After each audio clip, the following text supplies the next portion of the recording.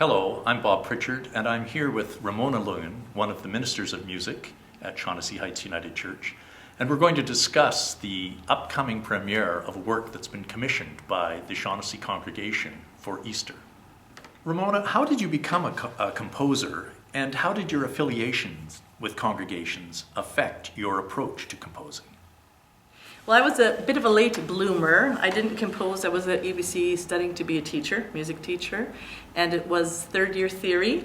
And the professor said, after we had handed in one of the theory assignments, right in the style of Debussy, he said, perhaps you should take composition as an elective next year, which I did, and that was the beginning of the end, and that's how I started. So that was third year.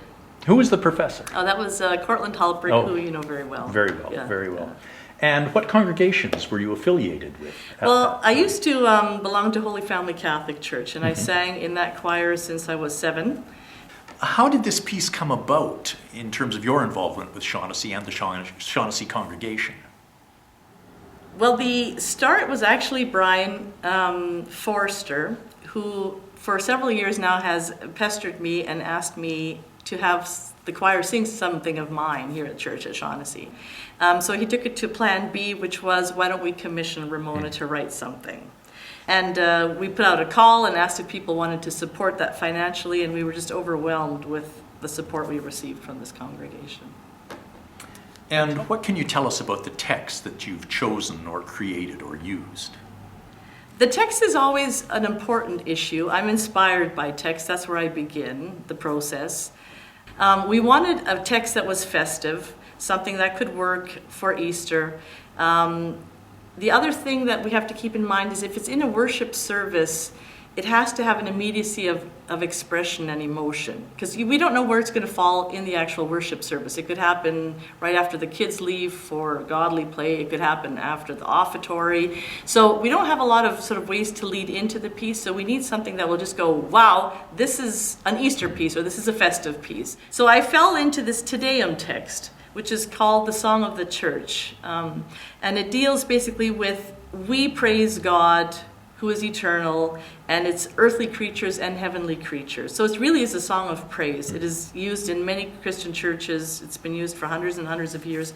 And every year we see new composers set this piece. So it tends to speak at a very universal level, which is something that I thought would be very, very useful, and also a wonderful gift maybe from Shaughnessy to sort of just choral music in general that can be used in the church service. So given all of that information, what should the congregation be listening for in terms of the music? Well, without a doubt, it's based on a very strong motive that you can't miss because it's repeated at least 7,000 times in the piece. And it is directly related to the word stress of how this poem begins, Te Deum, which means to you, God. There's a couple of sections in the piece. So after this very large Te Deum introduction, we talk about our faith, our unified faith.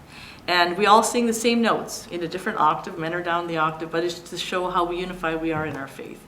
And as soon as we've gone through that little section, once again, we're going to hear this Te Deum, this motive, okay, and the section will come back. What happens then is we go into the angelic realm. So we're talking about the seraphims and the cherubims and on the angels giving praise to God. And I thought, well, how does one somehow depict the heavenly realm? So I thought, well, first thing we have to do is take the organ out. So we're going to hear just the choir singing a cappella, and the text reads that the angels and the cherubims and the seraphims will then give praise to God, and they sing holy, holy, holy. So the angels are singing in sort of quasi-plain chant, and each one is doing their own thing, the altos and the sopranos and the tenors and the basses, so that it builds and builds and builds on their own thing until finally that they break into song again as a unified choir. And again, we will hit this Te Deum motive. So this thing will always creep up as the strong confirmation of our faith. In terms of the Shaughnessy choir, what considerations do you have as a composer when writing for this choir? Because you know the voices so well and you know the abilities of the choir so well. Well, it's a fabulous opportunity to know a group so well because you try to play to their strengths, right? So I know where they sound particularly well and what part of the range. I know sort of the leaders that will take certain material and make that very, very forceful. I also know what they tend to gripe about, which I think happens in most choirs. Altos get stuck in the middle and they sing 3 notes maybe on a hymn. And basses are often not seen as, it's not seen for their dexterity, but more for sort of holding the group together as a foundation. And I wanted to sort of give them all something that they would be very happy to sing in something different so that they'd be challenged. Okay, so how would you place this work then within the context of choral repertoire and within contemporary choral repertoire within the church? There's always a need for a good piece with organ for these occasions, and we've added that. So I hope it finds a spot. It'd be nice to see the piece move beyond Shaughnessy, but I mean, I'm thankful that it's in Shaughnessy already. So we'll see what happens to the piece. But as I said, it's a beautiful area to be working in just because there is so much movement and there's so much activity. Well, I'm quite sure the congregation is very much looking forward to hearing the premiere of your piece at Easter, and thank you very much for taking the time to discuss your work and your approach to your art with us. Well, we're very much looking forward to it. Pressure always mounts as we get close to that first performance. We were very fortunate when we pulled out this piece that we invited the donors.